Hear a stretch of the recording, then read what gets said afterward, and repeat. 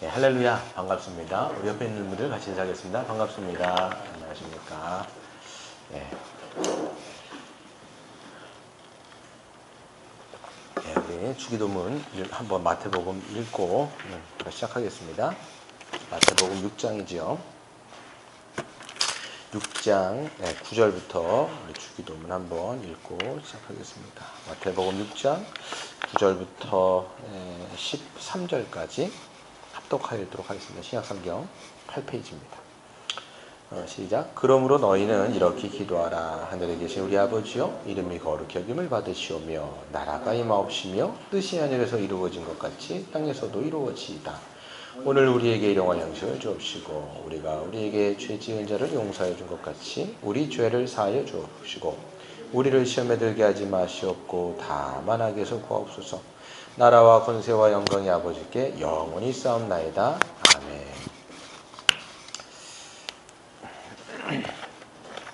네, 제가 나눠드린 걸 보시면 되겠습니다.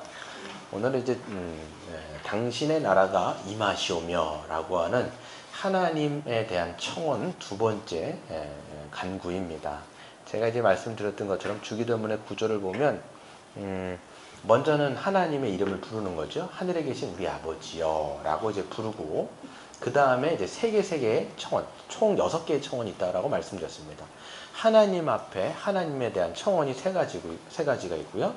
우리에 대한 청원이 또한 3가지가 있습니다. 그리고 맨 마지막이 송영, 즉 나라와 권세 영광이 아버지께 영원히 싸움나이다 라고 얘기하면서 하나님께 영광과 찬송을 올려드리면서 끝을 맺는 것이 바로 주기도문의 전체의 구조라고 말씀드렸죠. 그래서 주기도문을 여는 열쇠와 같은 게 하나님의 이름을 부르는 거예요. 그래서 하늘에 계신 우리 아버지여 라는 것을 먼저 우리가 첫 시간에 배웠습니다. 그랬을 때 하늘에 계시는 하나님의 초월성하고 연관이 됩니다. 그래서 하늘에 계시다라고 하는 것은 영적인 어떤 하나님은 보이지 않지만 우리의 인식하는, 우리의 생각하는, 우리가 상상하는 것 그 이상 훨씬 무한하시며 전능하신 그 하나님, 전능자 하나님이시죠. 전지전능하신 하나님의 그 초월성을 이야기합니다. 근데 그 하늘에 계신 초월하신 하나님이 우리의 하나님이라는 게 굉장히 중요하다고 말씀드렸습니다. 그렇기 때문에 나의 하나님이라기보다는 이제는 예수 그리스도를 믿음으로써 우리가 이제 한 아버지를 모시는데, 한 하나님을 모시는데 그것이 바로 하나님 아버지. 근데 그 하나님 바로 우리의 하나님이라는 거죠. 여기서 우리가 공동체성을 우리가 이야기를 많이 했습니다. 그래서 잠깐만 이제 개인적인 신앙을 갖다 보면 이 우리의 기도는 잠깐 어디로 흐르게 되냐면 자기의 어떤 필요한 것을, 물론 필요한 것도 아버지께 간구해야 되는 측면이 있겠지만 그것을 넘어가셔야 돼요. 자꾸만. 그래서 우리의 지체들을 생각하여 우리의 아버지가 되신 그 하나님께 우리의 항상 정체성은 우리라고 하는 이 복수를 여러분들이 기억하셔야 돼요. 그래서 성도는 내가 아니라 우리, 교회적 존재로서 교회적 삶을 살아가는 우리가 바로 이제 성도의 정체성이라는 것을 아셔야 되겠죠. 근데 이 초월하시며 우리의 하나님이신 그분이 또한 우리의 뭐가 됐어요? 아버지가 되시는 거죠. 이게 바로 우리 이제 하나님의 어떤 내재성이라고 얘기할 수 있습니다. 그래서 초월성만 갖고 계시면 너무 친밀함이 없어요. 그분은 능력은 갖고 계신데 우리 함께 하시진 않죠. 그렇기 때문에 우리의 기도를 들어주시거나 그렇게 하실 수 없는 거예요. 근데 그게 아니라 초월하실 뿐만 아니라 그분은 우리와 내재하셔서 우리의 기도를 들어주시며 또 응답하실 수 있는 분이 바로 우리의 아버지라고 이야기할 수가 있습니다. 그래서 초월성과 공동체성과 내재성을 우리가 다 포함하고 있는 것이 바로 하늘에 계신 우리 아버지라는 거예요. 그래서 여러분이 믿고 여러분이 고백하고 여러분이 기도하는 대상이 누군지를 분명하게 우리가 알 수 있는 것이 바로 하늘에 계신 우리 아버지다 라고 이야기를 말씀을 드렸습니다. 그 열쇠를 가지고 이제 주기도문을 딱 열고 들어가면 이제 뭐가 있냐면 첫 번째 청원이 뭐였냐면 하나님의 이름이 거룩히 여김을 받으시오며 라고 말씀드렸어요. 그래서 하나님의 이름에 관한 거였죠.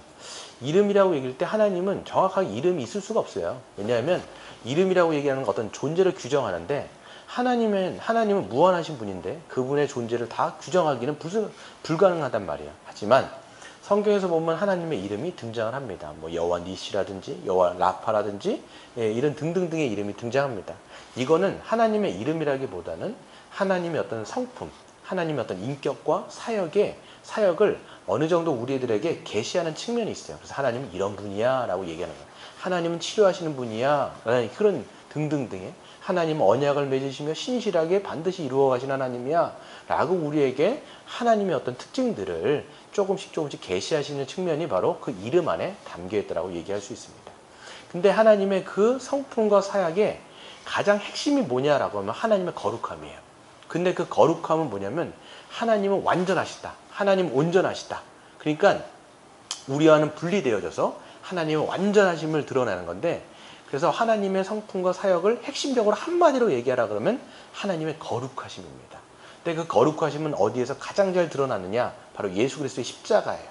그러니까 하나님의 거룩을 해친 건 누구냐면 인간의 죄입니다. 그래서 창세기서부터 우리가 쭉 살펴본 것처럼 하나님은 거룩하신 하나님으로서 이 모든 자연 만물을 아름답게 다 창조하셨고, 그 다음에 인간들에게 주시고자 하는 모든 것들을 다 주셨는데, 인간들이 그것을 다 어떻게 했냐면 다 어떻게 왜곡하고 망가뜨리고 깨뜨려 버린 거예요. 그래서 인간의 죄가 하나님의 거룩하심을 더럽힌 겁니다. 하나님의 이름을 더럽힌 것뿐만 아니라 하나님이 지어놓으신 모든 만물을 다 오염시키고 이것들 망가뜨려 놓은 것이죠. 그렇기 때문에 하나님은 당신의 그 거룩을 역사 속에서 증명하신 사건이 뭐냐면 예수 그리스도의 십자가를 통해서 하나님의 그 공의와 하나님의 사랑을 완전히 충만하게 다 드러내신 거죠. 그래서 인간의 죄에 대해서 심판하신 게 바로 예수님의 십자가. 그래서 십자가를 통해서 하나님의 그 공의가 완전히 선포된 거예요. 그래서 우리는 십자가를 통해서 하나님이 얼마나 죄에 대해서 공의하신지를 알 수가 있고요. 하지만 우리가 십자가에 달린 것이 아니라 하나님의 독생자 예수 그리스도가 달리심을 통해서 하나님이 우리를 또한 얼마나 사랑하시는지, 그래서 그 공의와 사랑이 우리 하나로 묶으면 바로 하나님의 거룩이라는 것이죠. 그래서 예수님의 십자가를 통해서 구원받은 성도가 누구예요? 바로 교회, 성도들인 거지요. 그래서 하나님의 그 거룩은 예수님의 십자가를 통해서 드러났고, 그 예수님의 십자가를 통해서 교회가 탄생된 거죠.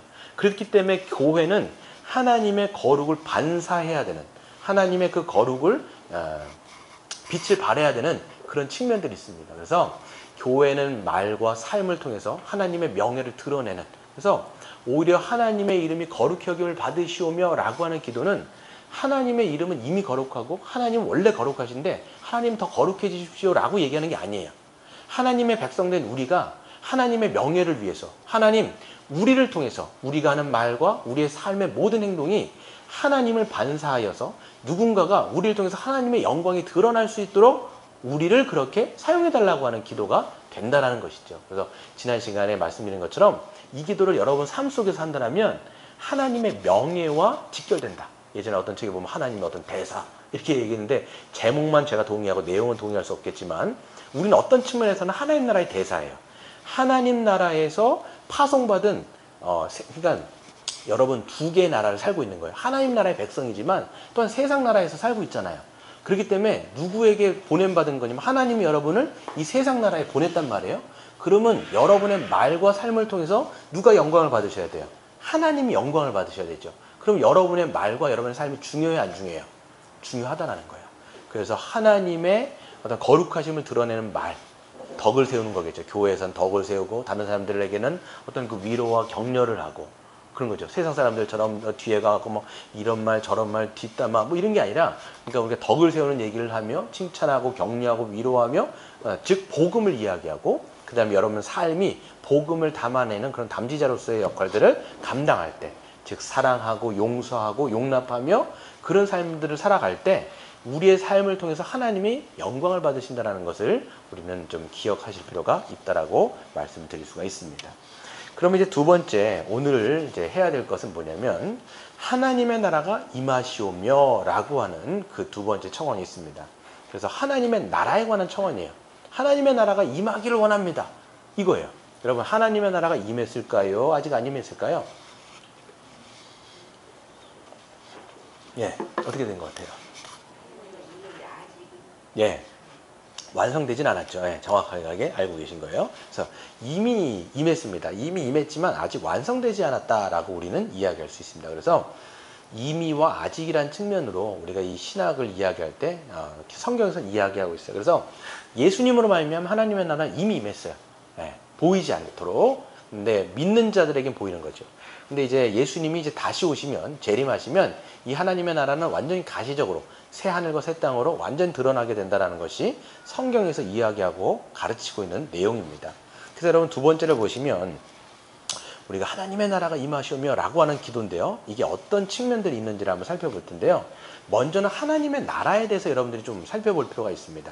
그래서 두 번째를 보시면 예수 그리스도로 말미암아 이미 임한 하나님의 나라를 마태복음에서 마가복음에서 아주 심도 있게 그리고 굉장히 자세하게 그리고 전체부터 끝까지 계속 다루고 있어요. 그래서 마태복음을 읽을 때 혹은 마가복음을 읽으실 때 하나님 나라라고 하는 주제를 모르고 읽으시면 이게 뭔 내용인지 그게 어떤 내용으로 흘러가는지를 이해하기가 어려워요.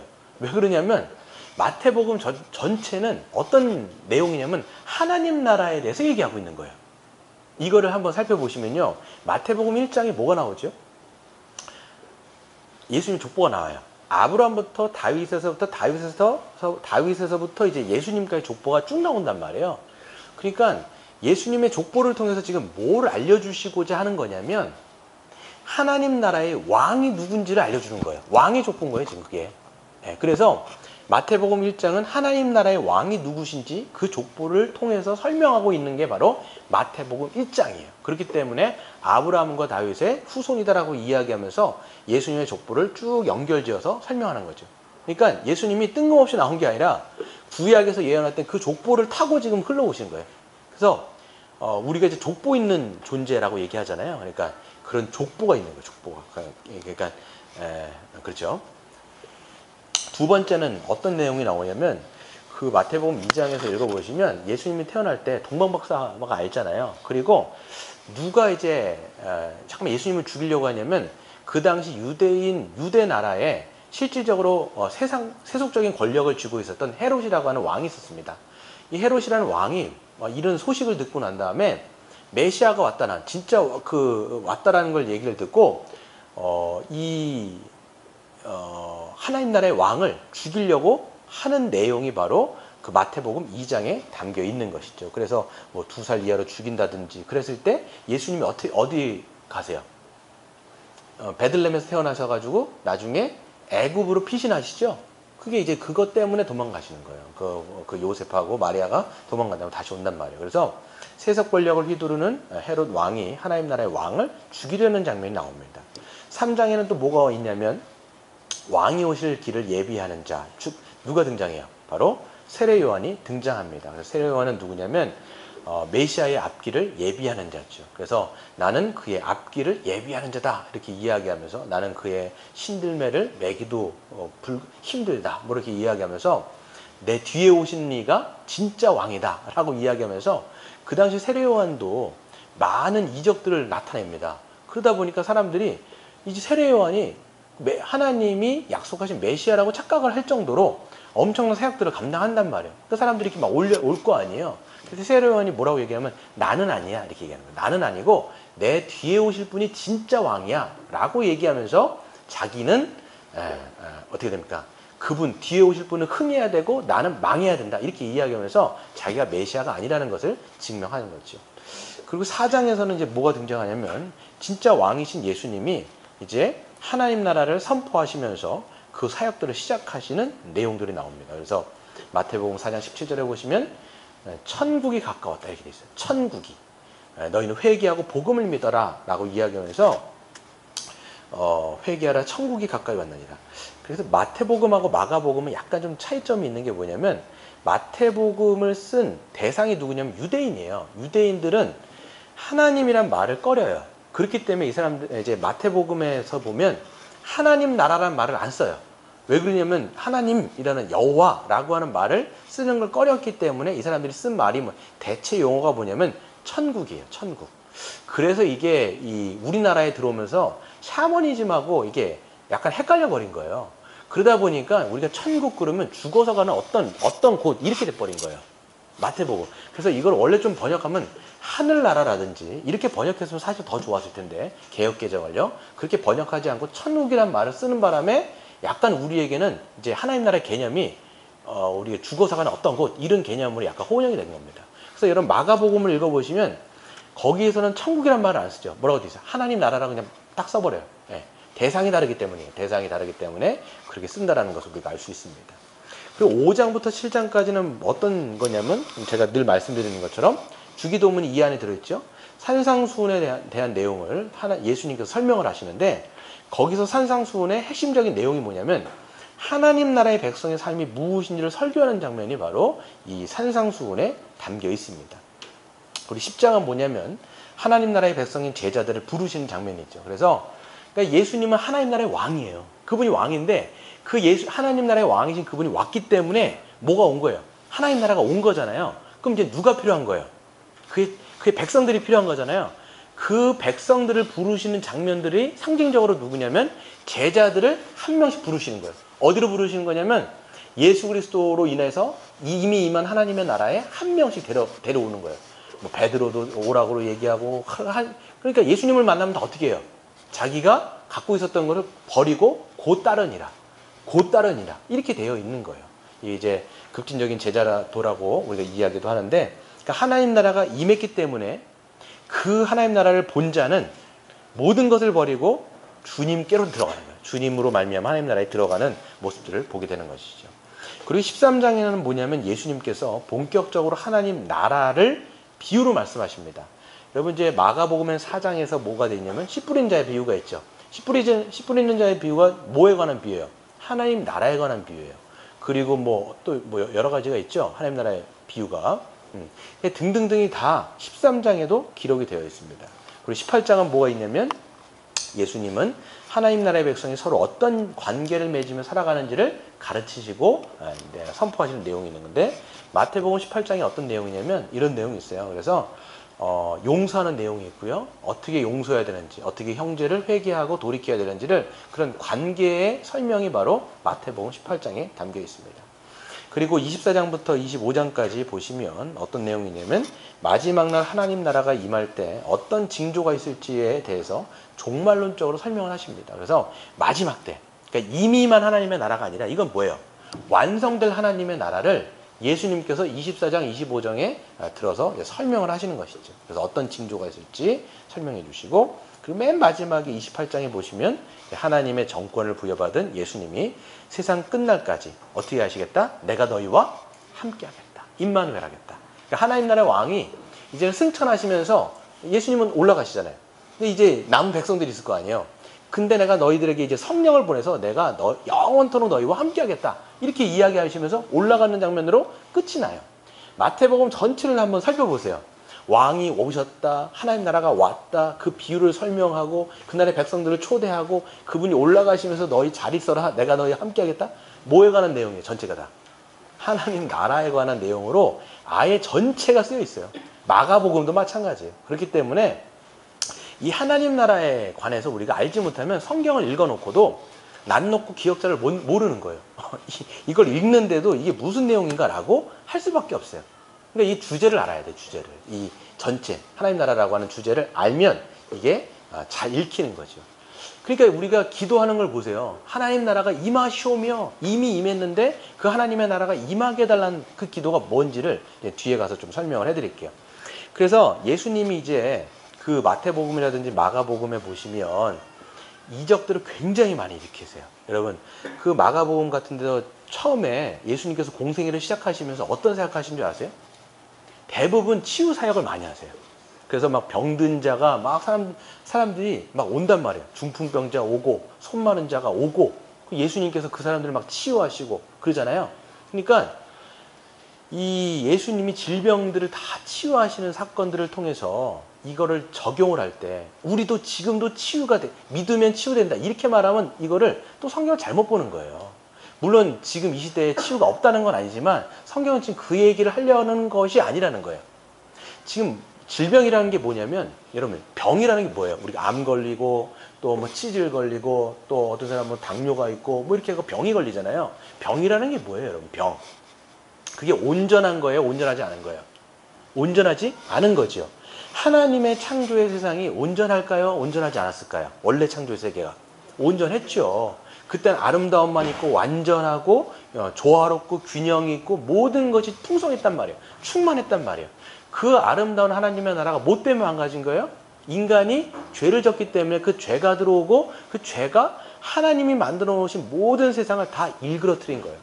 그래서 죄가 들어오면서 뭐까지 들어오냐면 사망이라는 게 들어온 거예요. 그래서 여러분 로마서 6장에 보시면 뭐라고 되어 있어요? 죄의 삭은 사망, 죽음이다. 죽음이라고 하는 것은 부정한 거예요, 여러분. 원래 하나님의 창조의 세계는 있을 수가 없는 건데 죄로 말미암아 사망이 들어오고 이 사망의 그림자 같은 것들이 뭐냐? 여러분 보세요. 이 원이라고 있으면 이 죽음이라고 하는 게 본체예요. 이 죽음이라고 사망이라고 하는 게 본체인데 거기에 덕지 붙어 있는 게 뭐냐면 그게 사망의 그림자거든요. 그게 질병, 또 그게 고통, 그게 슬픔, 뭐 어떤 염려와 두려움 이런 것들은 다 이 죽음에 대한 공포로 말미암아 그 그림자가 붙어 있는 거예요. 이건 다 한마디로 말해서 사망의 그림자라는 거예요. 본체는 사망이에요. 근데 예수님이 딱 오시면서 그분이 오시면서 하는 게 뭐냐면 그런 죽음에 대한 그림자들을 싹 걷어가시는 모습들이 마가복음, 마태복음의 초반에 다 있는 거예요. 그래서 중풍 걸린 자, 또 손 마른 자, 문둥병자, 이게 특별히 이런 사람들이 부정한 거거든요. 그런 사람들이 다 회복되는 거예요. 예수님이 믿는 자라와 이건 다 낫게 하시는 장면들이 다 회복을 얘기하는 거예요. 뭘 설명하는 거냐? 그것을 통해서 뭐가 왔다라는 거예요. 지금 예수님의 오물 통해서 뭐가 이 땅 가운데 지금 도래했다라는 거예요. 하나님 나라가 임했다라는 것을 가시적으로 막 보여주고 있는 것들이 그런 치유 사건들이라는 거예요. 또 뭐가 있어요? 거기 보면 예수님께서 또 축기하잖아요. 귀신들을 쫓아내요. 그러니까 사탄의 졸개들. 여러분 하나님은요 무소부재 하시잖아요. 무소부재. 모든 곳에 다 있으신 거예요. 그분 한 분이시지만 모든 곳에 다 계세요. 근데 사탄은요 한 곳에 있으면 다른 곳에 있을 수 있어요? 없어요? 없어요. 사단은 반드시 자기가 여기 있으면 딴 데는 있을 수가 없기 때문에 뭐가 필요하면 졸개들이 필요한데 그게 귀신들이거든요. 그러니까 귀신은 여러분 성경에 분명히 있습니다. 예, 있어요. 근데 예수님이 어떻게 하냐면 그 귀신들을 막 쫓아내는 거예요. 막 쫓아내니까 오히려 바리새인들과 서기관들이 뭐라고 얘기해요? 바알세불의 왕이다. 이렇게 얘기를 하는 거예요. 이 사람은 귀신을 쫓아내는 걸 보니까 귀신 중에 이거 왔다다 이렇게 얘기를 하는 거예요. 그러니까 예수님이 어이가 없으시잖아요. 그럼 뭐라고 얘기하세요? 내가 만약에 바알세불의 힘을 입어서 한다라면 내가 지금 귀신의 왕인데 귀신들을 쫓아낸다 그러면 그 집안이 어떻게 되는 거예요? 그 귀신들의 집안이 어떻게 되는 거예요? 풍지박산 나는 거예요. 이거는 그 콩가루 집안 아니겠어요. 자기네 가족끼리 왜 그렇게 하냐고요. 근데 내가 지금 귀신을 쫓아내는 것은 누구의 힘을 빌려서 하는 거예요? 성령의 힘으로 내가 쫓아내는 거예요. 뭘 보여주는 거냐면 하나님의 나라가 왔기 때문에 사단의 나라가 지금 물러가고 있다는 것을 가시적으로 보여주는 게 뭐냐면 귀신들을 죽여버리는 거예요. 다 쫓아내는 거예요. 다 쫓아내는 거예요. 그러니까 하나님의 나라가 왔다는 것을 보여주는 사건인 거죠. 그리고 제일 결정적인 사건이 이제 부활인데 그 전에 하나가 뭐였냐면 요한복음 같은 데 보시면 이제 예수님을 사랑했던 제자가 하나 있죠. 그 이름 누구죠? 죽었다 살아난 사람. 갑자기 생각이 안 나네요. 네, 누구죠? 나사로. 네, 나사로가 죽었다 살아났는데 그게 부활이 아니잖아요. 그럼 뭐예요? 소생이라고 얘기하잖아요. 죽었는데 다시 일으킨단 말이에요. 근데 이게 완전히 상은 아니잖아. 어차피 또 다시 나사로는 또 죽잖아요. 이것을 통해서 뭘 보여주는 거냐면 죽음이 이제 물러갔다라는 거예요. 그걸 하나님의 나라가 왔으며 생명이 이 땅 가운데 들어왔다라는 것을 가시적으로 보여주는 사건이 뭐였냐? 바로 그 죽은 나사로를 다시 살리신 거예요. 이런 등등등 모든 기적과 이적과 예수님의 그 가르침 자체가 뭐냐면 하나님 나라는 뭐였다라는 거예요? 이미 왔다. 이거를 지금 설명한다라는 것을 여러분들은 읽어내셔야 되는 것이죠. 그러면 이미 임한 하나님 나라에 들어가는 방식이 뭐겠어요? 하나님 나라 어떻게 들어갈까요? 여러분 어떻게 들어갈까요?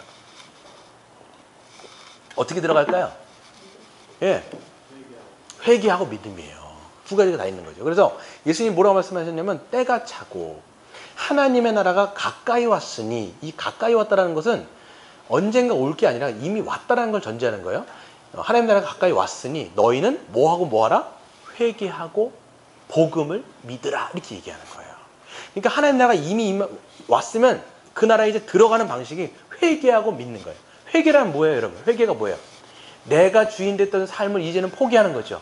하나님, 저는 더 이상 제가 주인이 아닙니다. 하나님이 저희 주인입니다. 라고 얘기하면서 여러분이 주인 되었던 모든 삶을 이제는 부정하고 그렇죠? 이게 회개예요, 여러분. 돌이키는 거예요. 그래서 그 옛사람이 죽고 그걸 회개하고 이제는 그리스도를 붙드는 거예요. 그 회개와 믿음을 통해서 어떻게 되는 거예요? 하나님 나라에 들어가는데 하나님 나라는 누구만 들어갈 수 있어요? 이미 다 복음의 기초에서 한 거예요, 지금 다. 그러니까 여러분, 이게 제가 한 게 뭐 주기도문, 복음의 기초 이게 다 얽혀 있어요. 이게 거의 복습한다고 여러분 생각하시면 돼요. 하나님 나라는 누구만 들어가요? 하나님 나라는 어떤 나라죠? 하나님 나라 어떤 나라예요? 하나님 나라 어떤 나라예요? 1번 의로운 나라, 2번 더러운 나라. 의로운 나라죠. 죄가 없고 완전히 의로운 거예요. 왜냐하면 하나님의 나라이기 때문에 하나님이 의로우신 분이기 때문에 그 나라조차 그 나라 또한 의롭죠. 그러니까 점도 없고 흠도 없으며 완전히 완벽한, 그러니까 하나님의 거룩하심이 드러난 나라가 하나님 나라예요. 근데 우린 죄인이잖아요. 근데 어떻게 그 나라에 들어가냐고요. 어떻게 들어가죠? 회개하고 믿을 때, 그리스도를 믿을 때 어떤 일이 발생되느냐, 어떤 일이 우리에게 결과적으로 나타나느냐, 우리의 모든 죄가 다 사해지는 거예요. 과거와 현재와 미래의 모든 죄가. 이런 말 자칫 오해하면 여러분 좀 이제 그렇지만 그래도 그냥 여러분에게 인식한 차원에서 과거와 현재와 미래의 모든 죄가 다 용서받는 거예요. 그리고 하나님 앞에 내가 어떤 죄로 서게 되는 거예요? 완전히 의로운 자. 이 의로운 자는 어떤 거예요? 하나님과 같은 거예요. 하나님이 요구하시는 그 의, 하나님이 봤을 때 점도 없고 흠도 없는 그 완전한 의를 입는 거죠. 그게 갈라디아서라든지 마태복음에 뭐라고 되어 있냐면 예수님의 옷으로 우리가 덧입는 거예요. 그렇죠? 하나님 나라 여러분 그림 같은 데 가보면 어떻게 되어 있어요? 대부분 뭐 입고 있죠? 파카 입고 있던가요? 뭐 하얀 가운 입고 있잖아요. 그게 뭐냐면 예수님이 주시는 의의 옷이에요. 의의 옷. 그 옷을 입지 않으면 우리는 그 나라에 못 들어가요.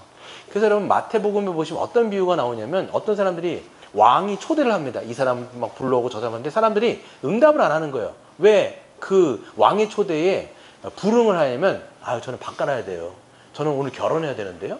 저는 뭐 어떤 사업 때문에 비즈니스가 너무 바빠갖고 갈 수 없는데요. 너무 그러니까 이 왕이 화가 났어요. 다시 불러라. 근데 다시 불러가고 사람들이 왔는데 누군가가 앉아 있어요. 거기 누군가가 딱 앉아 있는데 이 사람이 딱 있는데 왔잖아요. 하나님 나라 왔는데 이 사람이 뭘 안 입었어요? 뭐가 없어요? 예복이 없는 거예요. 이 예복이. 그 당시에 보면요. 누군가의 초대를 받으면 드레스 코드라는 게 있어요. 빨간색, 그럼 빨간색 옷을 입고 와야 되는 거예요. 드레스 코드라는 걸 맞춰줘서 그 초대한 어떤 주인의 어떤 것과 이 맞아떨어져야 되는데 이 사람은 예복을 안 입은 거예요. 그래서 어떻게 됩니까? 쫓겨나요? 아니면 거기 있어요? 쫓겨나잖아요. 그러니까 이게 뭐냐면 예수 그리스도를 믿음으로 하나님께서 우리에게 주신 그 의의 옷을 입는 자는 하나님 나라에 들어가는데 그 예복이 없으면 어떻게 되는 거예요? 슬피 울며 이를 가게 된다라고 얘기되는 거예요. 쫓겨나게 된다라는 거예요. 그래서 여러분 우리가 회개하고 복음을 믿을 때 하나님 나라에 들어간다라고 얘기할 수 있고요. 그 다음에 하나님 나라에 들어간 성도를 뭐라고 얘기합니까? 바로 교회라고 얘기합니다. 교회. 그러니까 여러분 하나님 나라에 들어오셨어요? 이렇게 묻는 거예요. 제가 하나님 나라에 들어오셨습니까? 이렇게 물어보면 어떻게 대답하실 수 있어요? 네, 저는 믿음으로 들어왔습니다.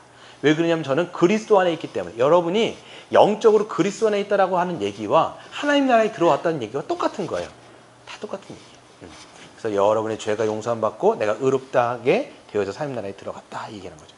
그래서 주기도문에서 하나님 나라가 임하시오며 라고 기도할 수 있는 사람은 누구냐? 성도밖에 없어요. 그러니까 하나님 나라에 들어온 자만이 그런 기도를 할 수 있는 거지 들어오지도 않았는데 그 얘기를 어떻게 하겠냐고요. 그 기도는 오직 성도만 하는 거고 오직 교회만이 그 기도를 할 수가 있는 것입니다. 넘어가시면 그래서 하나님 나라에 들어가 주의 통치를 받고 복을 누리는 자가 더 큰 은혜를 구하는 기도입니다. 그럼 여러분들도 이런 의문이 있겠죠. 이미 들어왔으면 뭐 이런 기도를 할까? 이미 들어왔다라고 이야기하면 뭐로 하나님 나라가 임하시오며 이미 임했는데 난 또 이미 들어갔는데 뭘 또 이런 기도를 하지? 라고 얘기하면 좀 이상하잖아요. 그렇죠? 왜 이런 기도를 하느냐? 이미 들어온 자는 하나님 나라의 통치를 받는 거예요. 여러분 잘 기억하셔야 돼요. 하나님 나라는요. 공간이라기보다는 하나님의 통치를 얘기하는 거예요. 우리의 왕이신 주님이 우리를 통치하시는 그 통치를 한마디로 얘기하면 하나님 나라인 거예요. 하나님 나라에 들어왔어요? 그럼 누구의 통치를 받겠어요? 하나님의 통치를 받는 거죠. 우리의 머리 대신 예수님의 통치를 받는단 말이에요. 그 통치는 복된 거예요? 불행한 거예요? 그죠? 당연히 복된 거죠. 우리 왕이 통치하신다는데, 우리 주님이 통치하시는데, 그 통치를 받고 순종하는 자는 그러니까 하나님의 선하심을 맛보아 알게 돼요. 그 시편에 보시면 너희가 여호와의 선하심을 맛보아 알지어다. 그러니까 이거는 맛을 보는 거예요. 와, 하나님의 통치는 은혜가 충만하군요. 평강이 넘치네요. 감사가 넘치네요. 기쁨이 넘치네요. 라고 하면서 그 통치를 날마다 받는 사람은 그게 너무 좋은 거죠. 여러분 너무 좋으면 그 통치를 더 어떻게 하고 싶으세요? 더 받고 싶은 거예요. 야, 이렇게 좋은데 그 통치를 난 더 받고 싶습니다. 하면서 여러분이 현재적으로 그걸 구하는 거예요. 아침에 일어날 때, 여러분들이 밤에 주무실 때 늘 기도하는 거죠. 하나님의 통치 오늘 임하게. 아침에 일어나갖고 오늘도 나를 다스려달라는 거예요. 다른 말이 아니라 나를 좀 다스려주세요, 하나님. 이 기도예요. 나를 좀 다스려주세요. 여러분, 하나님이 안 다스려주시면 여러분 삶이 어떻게 될 것 같아요? 막 각박해지죠? 척박해지죠? 막 뭡니까? 막 뭔가 이렇게 모래알처럼 막 이렇게 막 건조하고 드라이해지면서 여러분 삶의 기쁨도 없어지고 막 이런단 말이에요. 여러분 혹시 삶 속에 기쁨이 점점 없어지고 감사가 점점 없어지고 내 마음의 평강이 없어지고 잠깐 불안하고 두려운 마음이 계속 들어오면 뭔가가 지금 없어지는 거예요. 잠깐만. 그럴 때 여러분 우리가 기도한 게 뭐냐면 하나님 나를 좀 다스려 주세요. 통치해 주세요. 하나님의 나라가 오늘도 임하게 해주십시오. 이렇게 기도하면서 우리가 나아가야 된다는 거죠. 그래서 더 큰 은혜를 구하는 것이 바로 이것이고, 그렇기 때문에 우리가 오늘 지금 하나님께서 왕으로 다스려 주시기를 간구하는 기도입니다. 그래서 간구의 본질을 읽어보시면 한번 읽어볼까요? 시작. 이미 다스리고 계시지만 오늘 지금도 다스려 주시기를 간구한다. 그렇죠. 그런즉 너희는 먼저 그의 나라와 그의 의를 구하라. 하나님 얘기하시잖아요. 그럼 우리가 생각할 때 하나님의 나라와 의를 구하라. 이게 뭘까요, 여러분?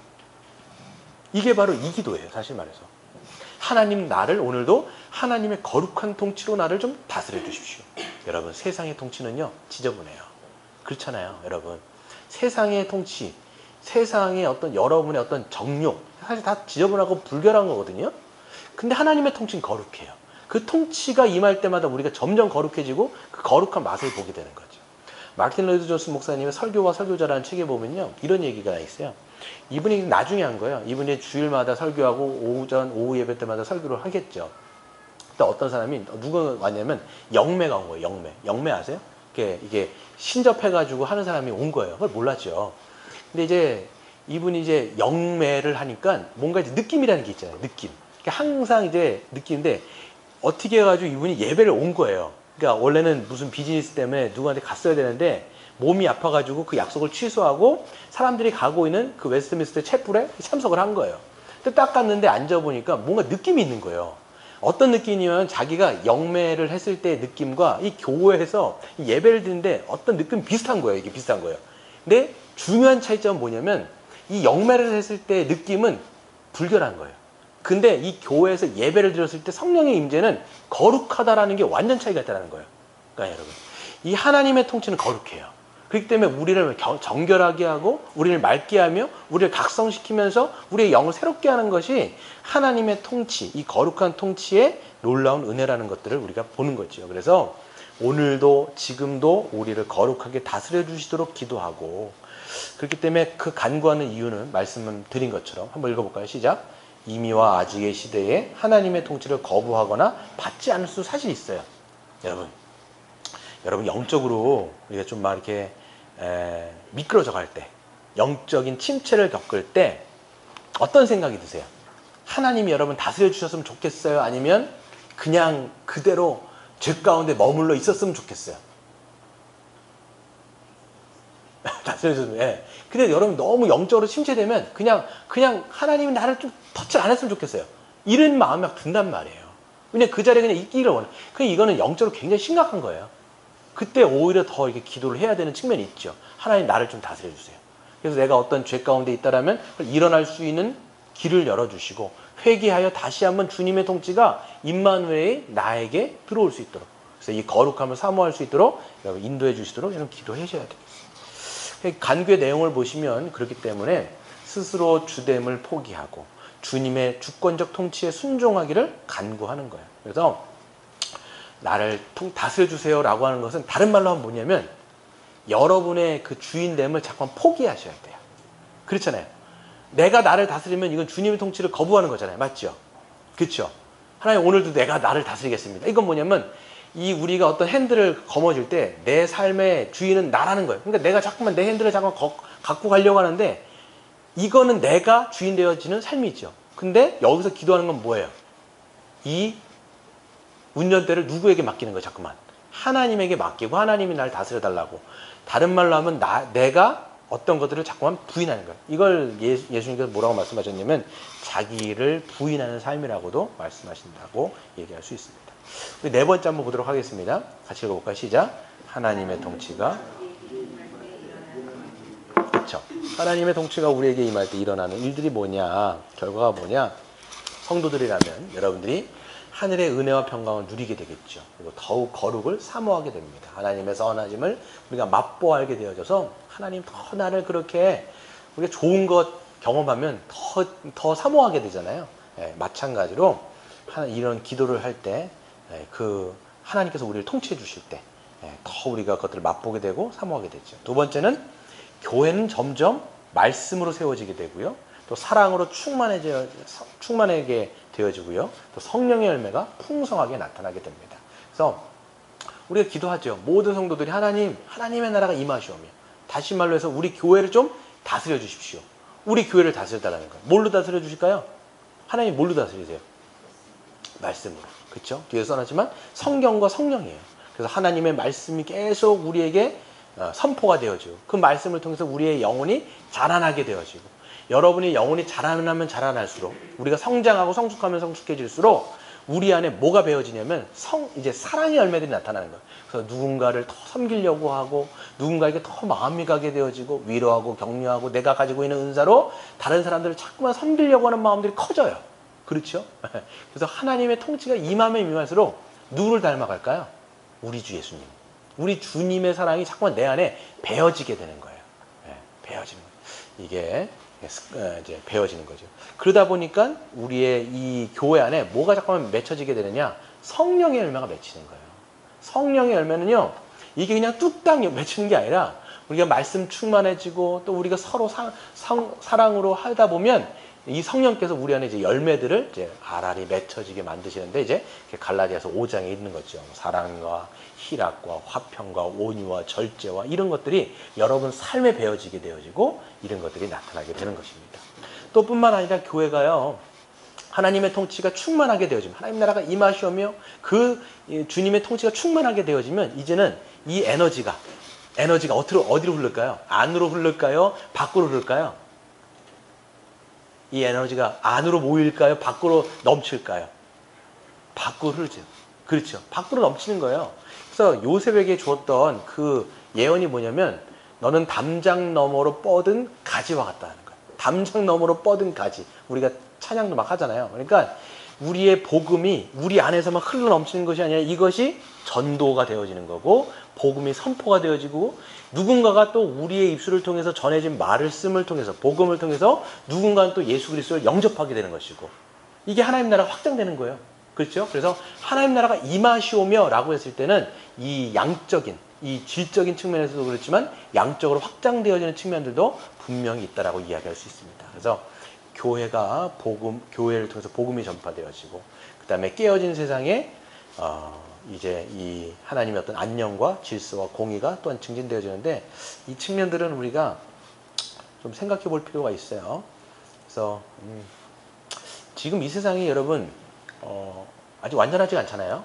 그렇죠? 지금 세상 뭐 뉴스를 보시면 험한 일도 많고 불의가 굉장히 많은데, 우리의 이 기도, 하나님 나라가 임하시오며라고 했을 때는 지금 깨어진 어떤 세상들 있잖아요. 누군가는 가난해 가고 못 먹고, 또 누군가는 신앙 때문에 핍박받고 박해를 받고 있는, 뭐 북한의 사람들이라든 북한의 인권들이 굉장히 정말 이렇게 하잖아요.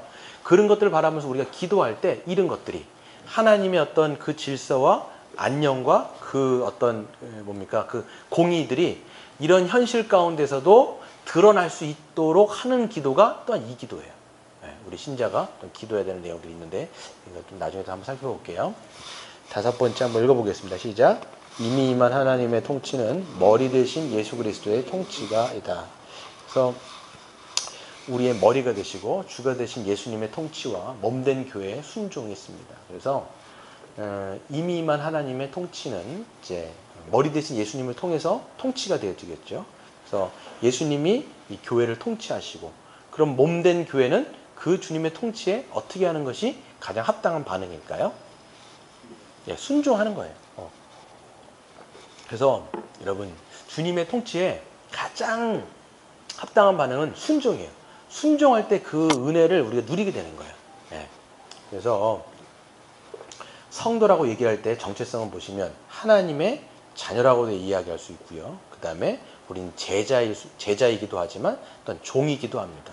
그래서 우리가 하나님의 자녀로서 하나님의 어떤 그 사랑을 누리는 측면도 있지만, 또한 우리가 하나님의 제자로서, 예수님의 제자로서 예수님을 닮아가는 측면도 있죠. 십자가를 져야 되는 것이고, 또 희생해야 되는 것이고, 헌신해야 되는 것이고, 또 예수님의 종으로서 우리는 그분의 주인 되어 주시는 하나님, 예수님의 말씀에 순종함으로 나아가는 것이죠. 그래서 이것이 교회의 측면들이라고 이야기할 수 있습니다. 머리 대신 예수님께서는 우리를 통치하시는데, 아까 말씀드린 것처럼 성경 말씀으로 통치하시고, 그 성경 말씀에 누가 역사하세요? 성령님이 역사하시는 거죠. 그래서 그 성경과 성령님의 인도하심을 대행하는 사람이 누구냐면 바로 누굴까요?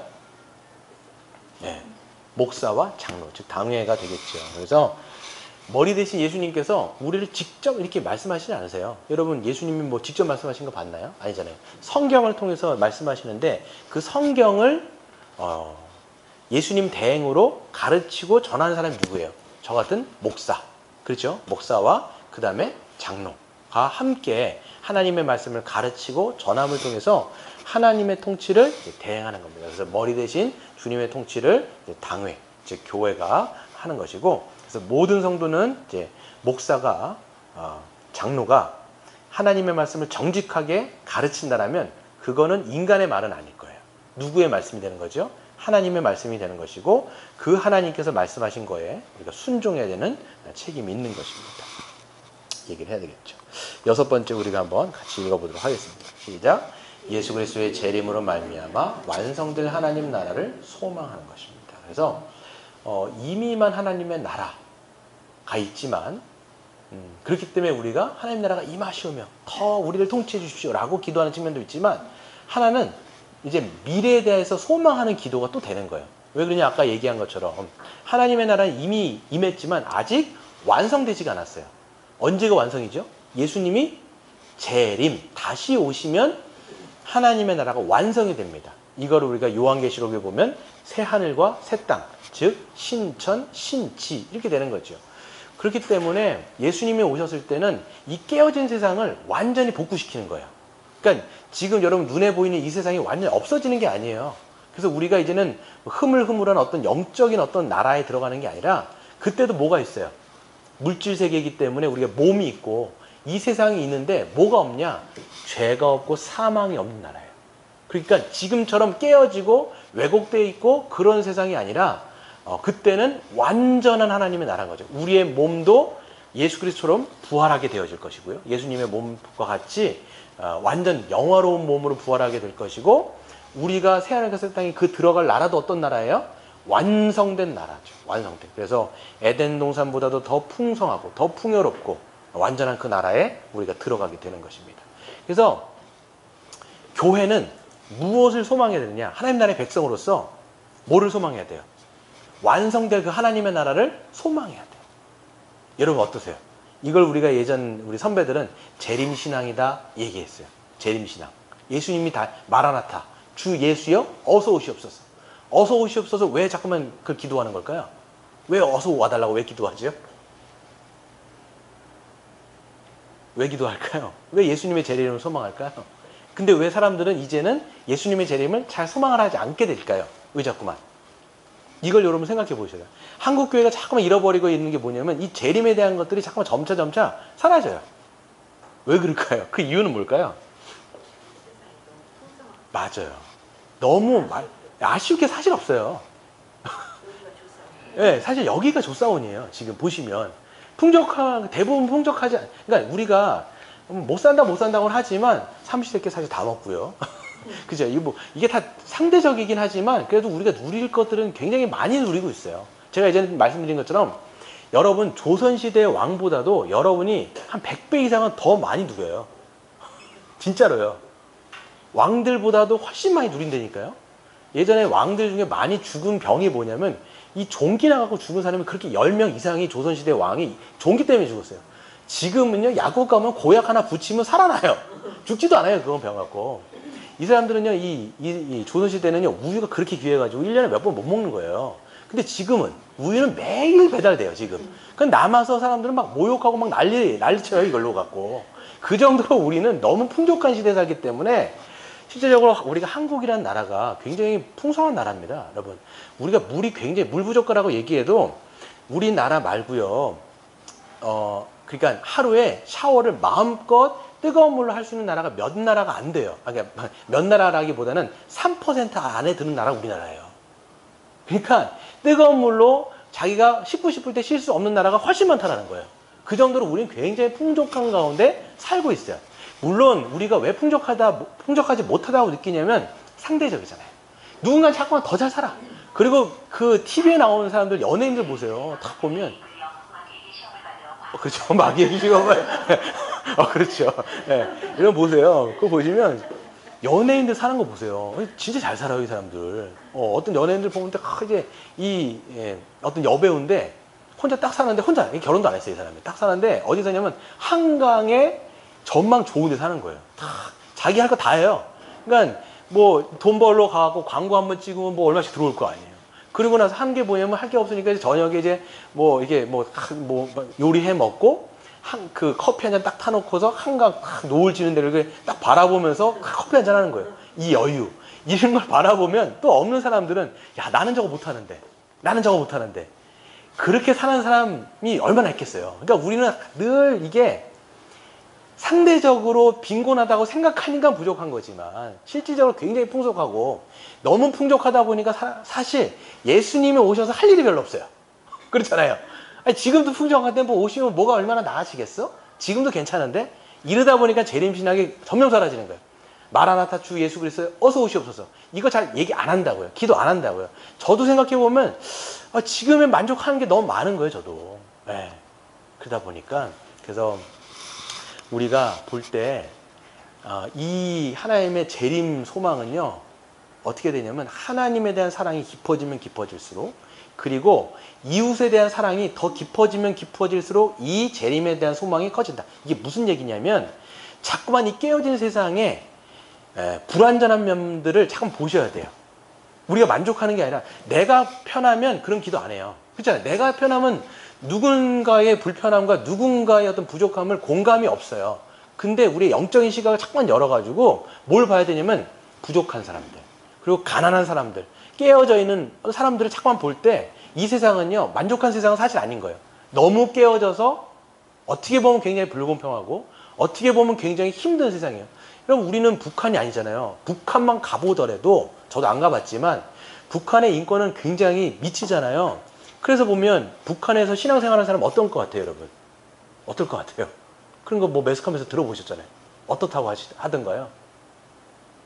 예수 믿는 것 자체가 어떻게 보면 지옥적인 삶을 살 수밖에 없어요. 그것 때문에 그 사람들은 목숨 날아가고 그것 때문에 많은 걸 포기해야 될 정도로 그렇게 살아간단 말이에요. 그러니까 거기에 있는 사람들은 누구를 기대하겠어요? 주 예수 그리스도시여 어서 오시옵소서. 근데 우리는 만족하니까 그런 기도 안 한단 말이죠. 여러분 요한계시록 이 책들을 다 보세요. 맨 마지막 요한계시록에 보면요. 이게 로마의 압제 가운데 힘들어하는 그 기독교인들을 위해서 쓰여진 책이에요. 이게. 그래서 보시면 이 당시에 로마의 압제가 얼마나 심했는지 도미티안이라는 황제가 있는데 굉장히 압제를 했어요. 핍박을 했고 막 죽이고 막 그랬단 말이에요.